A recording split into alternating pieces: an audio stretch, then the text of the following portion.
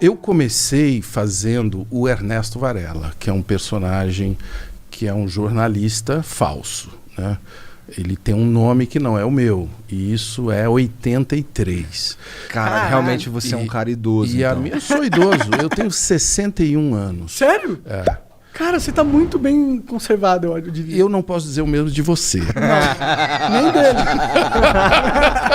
Não é pai pra se fortuna. Agora eu vou ter que procurar a foto do filho dele, que é mais ou menos da minha idade, pra poder ver se o moleque tá conservado. Verdade, eu vou ver, é verdade. Não, vocês estão ótimos. Mas eu comecei com uma... Mas foi legal porque tinha uma turma muito boa.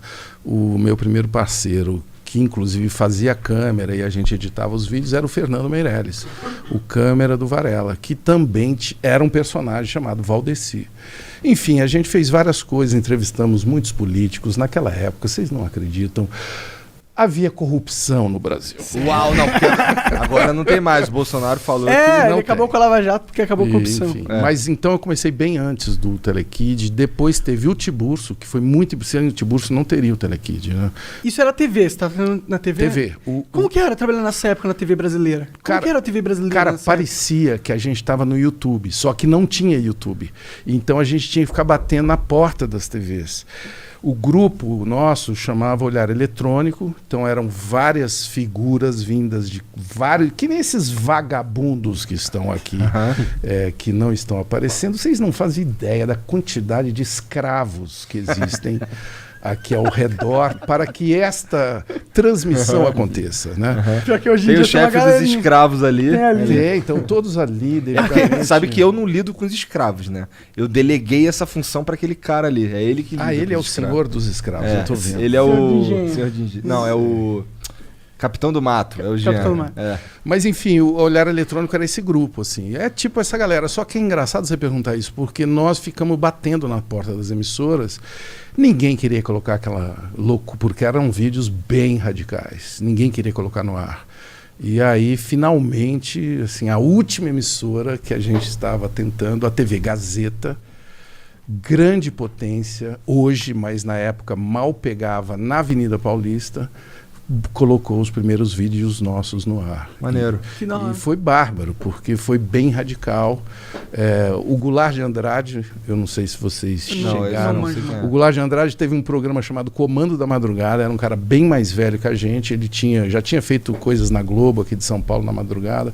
Era um cara bem marginal, assim, aquela TV marginal, bem...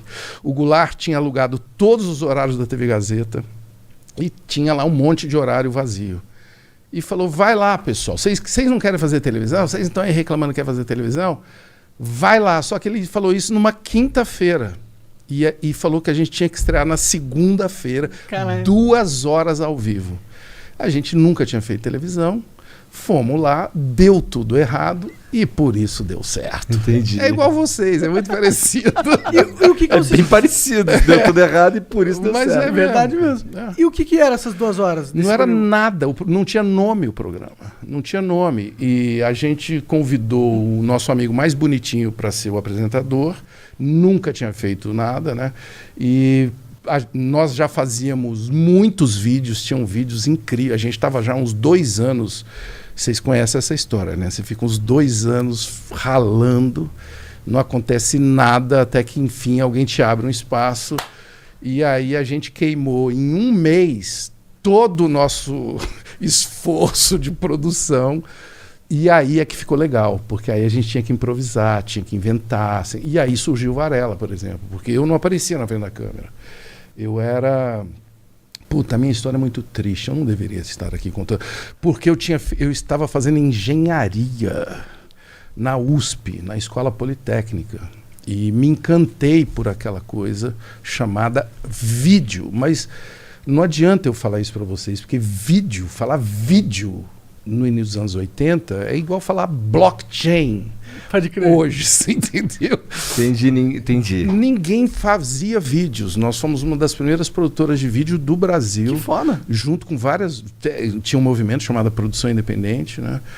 TV Tudo, Tadeu Jungle, um monte de artistas, Aguilar, um monte de artistas, né, fazendo vídeo.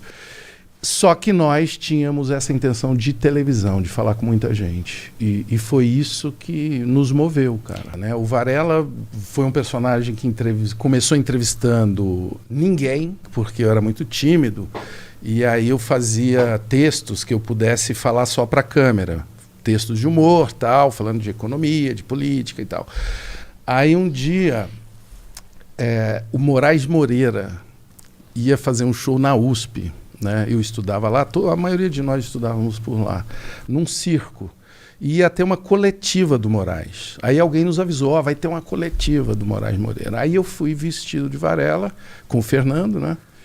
E aí na hora que acabaram durante a coletiva eu não tive coragem de perguntar para ele nada. E na hora que acabou a coletiva eu cheguei lá assim, Moraes, pô, será que você pode falar com a gente e tal? Aí ele perguntou, qual é o seu nome, garoto? Eu falei, Ernesto Varela.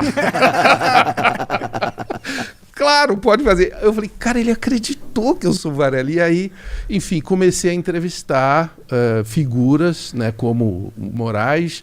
E aí, na hora que eu vi, eu já estava entrevistando político. E aí o Brasil, naquela época, eu já falei, estava passando por um período de corrupção e de, obviamente, saindo de uma ditadura. Estou falando de 83, 84, 85. E aí, enfim, fiz uma entrevista que ficou muito marcante, que é a do Maluf, né? Que eu... Qual foi essa entrevista? É uma entrevista que ele estava se candidatando a presidente, ele queria ser presidente do Brasil, contra o Tancredo, né?